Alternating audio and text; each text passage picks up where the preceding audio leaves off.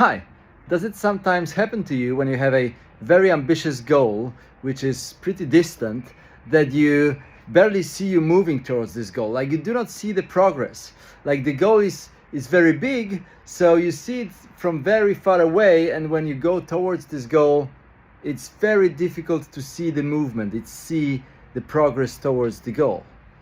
That's very common, in fact. And how do you feel, by the way, when you find yourself in this situation, when you are faced with these thoughts of not moving towards the goal? Have you noticed like disengagement, or we feel discouraged, or we feel not satisfied? So we disengage from moving towards the goal because we do not see the progress.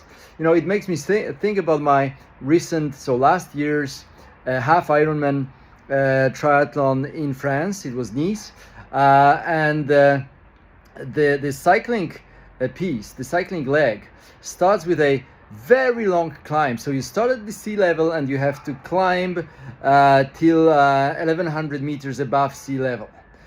So this is pretty high. It's like 1.5 hours of climb, I think, in my case. So, you know, to fool myself and to break these thoughts that I'm not really moving towards the goal because the mountain, the climb never finishes, I changed the way I climb. So I was looking down, counting till 100. And then I was moving and watching around to see where I am right now towards the position I remembered from the last 100. And then again, I was looking rather down, like not too low, but in a safe still distance, but looking rather down, counting to 100, and then looking up and around to see the progress I have made. And in that way, I was fooling myself for 1.5 hours so that I could actually see the progress.